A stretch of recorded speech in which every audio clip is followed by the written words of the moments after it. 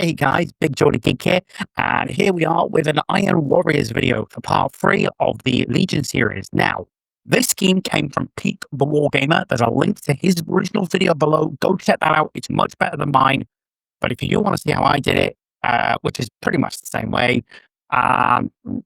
minor variations, then let's get into it. So here we go. The Iron Warriors, the Sons of Perturbab.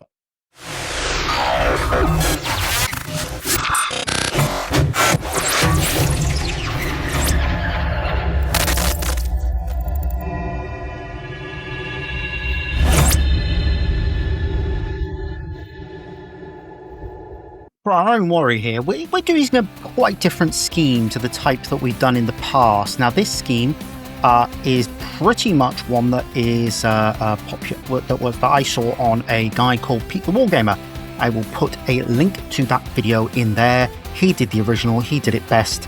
So I tell you what, stop watching this nonsense and go watch his. But in case you are still interested in this, what we're going to do is we're going to be doing a lot of dry brushing and contrast paints. As I said, if you do enjoy this video, do please go drop him a like and a follow. Excellent painter. And basically what we need to do is we need to establish a color to start from, and that is going to be black. You might not think that sounds right for a legion of Iron Warriors who are base color of iron, but trust me, this works. So what I'm going to do is I'm going to go away and finish getting this coat established. I'm using Games Workshop Abaddon black, but you can use any decent black you like. I like matte black from the Army Painter and Abaddon black. I think these work best for this. Corvus black I think is just a little too flat. I'm doing this guy in Mark 2 armor because that is an armor that is quite strongly associated in the lore with the Iron Warriors. They never were favoured with much in the way of resupplies, although you may see a lot of them in Mark 3. Yeah, Mark 2 is kind of like was sort of like the armor that they were, I suppose, most closely associated with, just because of that. But obviously any mark of armor will do for them. So we've finished with that black and we're just going to let it dry, and then we'll come back shortly and we'll see what we have. The next step in doing the Iron Warrior is, now we've established a nice black, is to dry brush it. And this is sort of a speed painting technique. So these Iron Warriors can be painted up really nicely, and the speed and dry brushing this over a yellow. It's a heavy dry brush because you want as much of it as colour as possible.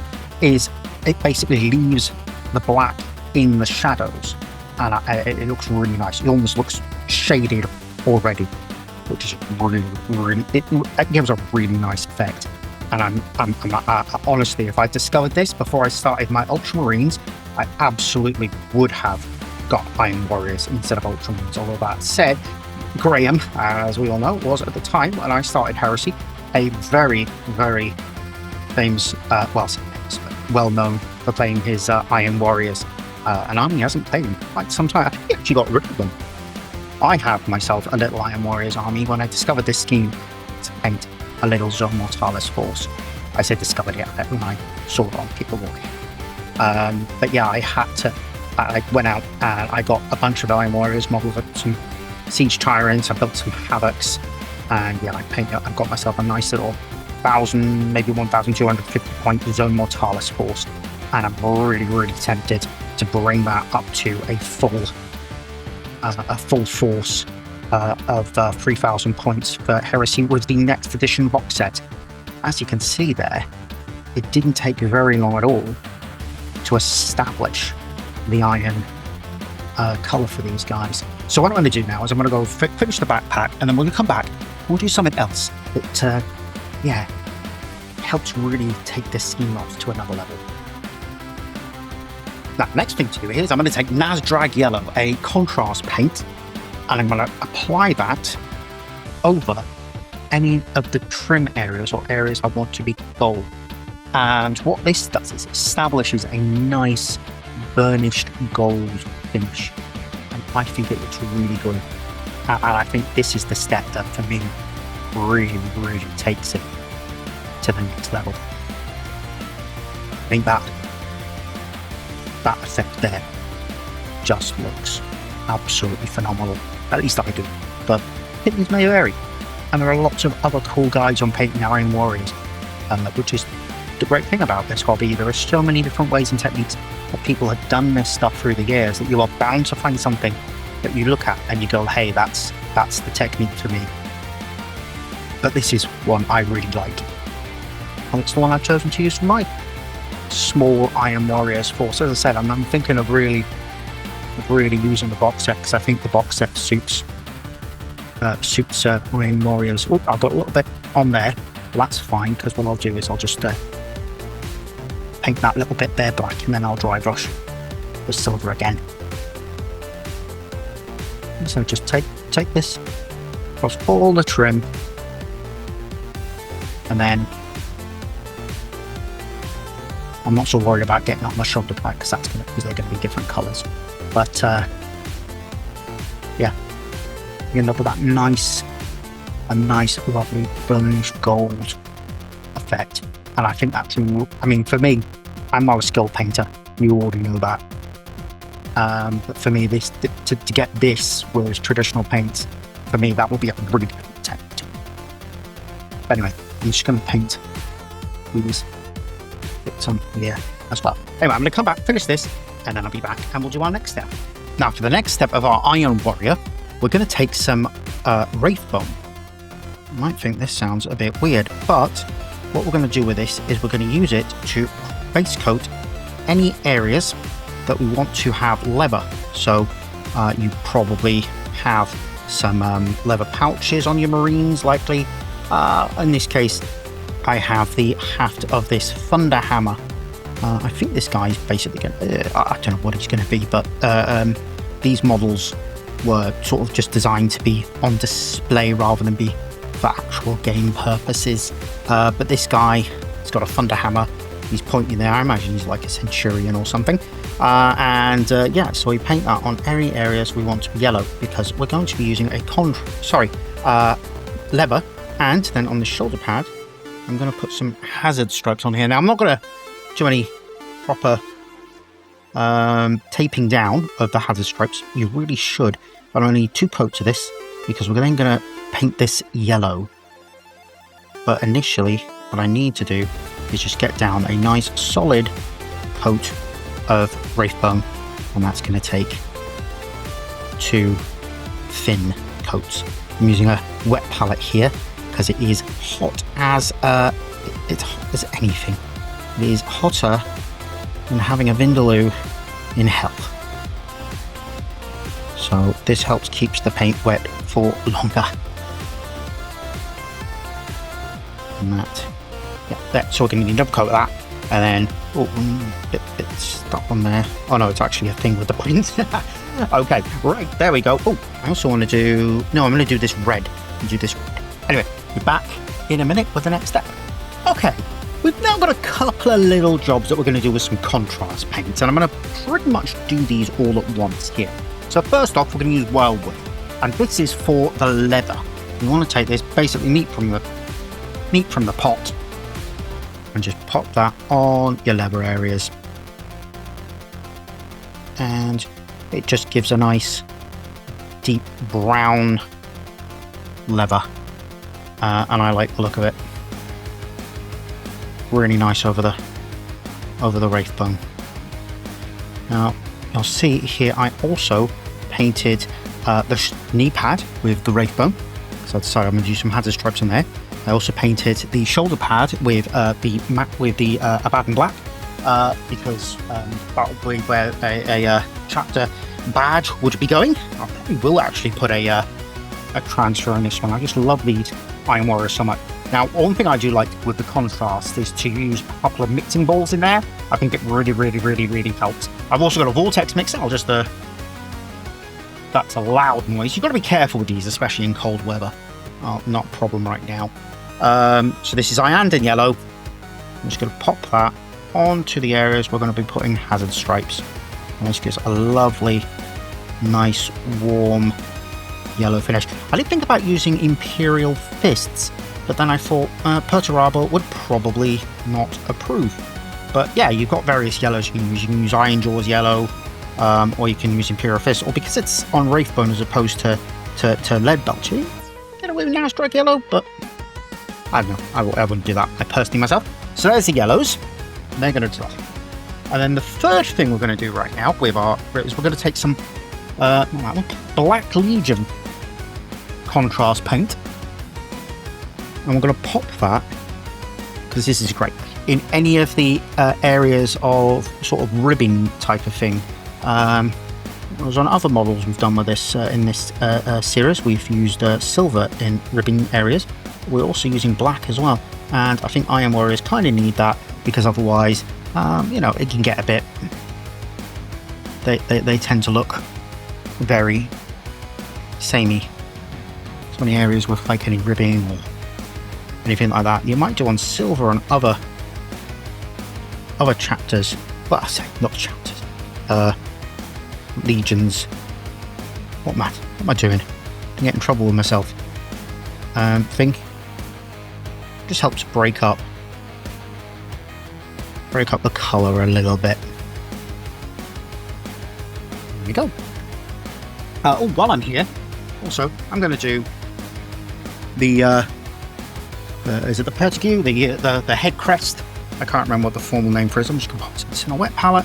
Take some Khorne Red. What we'll do here is we'll just pop this on here. Nice little flash of colour. I've seen some people do these in the Hazard Stripe yellow, but I personally think that looks a bit damp. But, you know, each to our own. Whatever you want to do, I like to do them red. Or, I mean, I suppose, maybe, I could do red and black. Might do that. I'll see how the mood takes me. But we're going to put that on.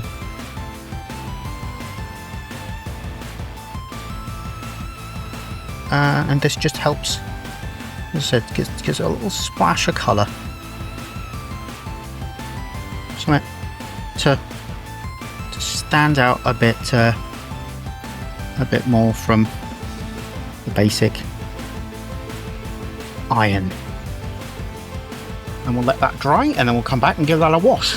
For our next step with our Iron Warrior, what we're going to do is going to take some Flesh Tearers Red, and we're going to use that on this head crest. And sort of, as I said, it's just going to give it a nice bit of shading there, and sort of change that tone ever so slightly, make it a bit almost deeper, winey red. Is kind of what I'm looking for here. And while we've got this there, what we're then going to do, wash off my brush, go good clean. We're going to take some black. This time I'm using matte black from Army Painter. I've been using Abaddon black now, but I've put it down somewhere and I can't find it. But this doesn't matter. I'm going to take that black, and we're then going to put some hazard stripes on here. Now, normally I would suggest taping off so that you got like good see how good, but I'm just going to do very rough stripes, because this is a scheme video, not a this is how you paint perfect Iron Warriors video. So very rough, but yeah, and then we're going to do the same on the shoulder pad, and then we'll be back in a minute when we've got that done. We can do the last few bits. Now for what is basically the final step of our Iron Warrior, we're going to take Rattling Grime, a contrast paint. We're going to thin it down 50-50, maybe a bit more contrast medium than Rattling Grime, and we're going to paint it all over. And what this does is it just gives a nice, grimy, horrible sort of thing to this. Now, Pete the Wargamer uses Wyldwood, which gives a sort of a more browny. In fact, I might have watered down this down too much. I'm going to just add a little bit more Rattling Grime into the mixture. Might have watered it down just a bit too much. And as I said, it just gives it a nice, greasy, grimy. I'm covered in the stuff that I did the transfer. I did before doing this, because it's all and put the backpack on. It's always best to get this all done at once. I put and I also painted the sort of cables here on the Thunder Hammer, Lupercal green and Cantor blue. And as I said, this just sort of gives it a nice grimy, horrible and covered in stuff. And you know, the funny thing with this is you can experiment, and I think that's one of the cool things with this scheme. Well, with any scheme, you can experiment because some of the contrast paints are going to give very different finishes. Like I like Rattling Grime. I think it's a nice horrible color, but also Gashrak Sewer is pretty good as well. And obviously Wyldwood pretty good well. So just get that full coating, and then we'll come back once this is all dry. We'll do the eye lenses, and we'll see how it all looks when it's all together, eh? So there we go. There's our nice, horrible, grimy Iron Warrior there. What I'm going to do now is I'm going to quickly, just ever so quickly, take some Black Templar, which is a different black contrast paint. It's a little bit more transparent than Black Legion. I'm just going to pop a little bit down here, sort of like an oily streak. And you can sort of, I mean, this would work a lot better on vehicles, I guess. But yeah, a little oily streak, few little oily streaks just between the joints of his armor, just to sort of add to that grimy horribleness to him. Now I've thinned down some white scar on my palette here. If I can just remember where I put it. The white scar on the palette, that is. And oh, it's dried up already. Well, that is lovely, isn't it? So I'm gonna have to put some on there. So a little bit of white scar on the palette, and we'll add a little bit of water there, and then we're just gonna get this sort of into the eye slit here, just like we've done with the others. And then we'll come back in a moment when that's all dry. So last step, already got the base, just put a bit of coating on the base to ready it for its basing. Fine oxide there. We're just going to take some Blood Angels Red contrast, and we're just going to slip that into the gap there we created to sort of do his lenses, and there is our final guy. So we're just going to go away and finish his base, and we'll be back to take a look at the final product. And that is a brilliant looking scheme, if I do say so myself. Well, I do, because Pete the Wargamer came up with it. He's a phenomenal painter, great go-round guy. Go watch his video, like and subscribe to him, because he's fantastic.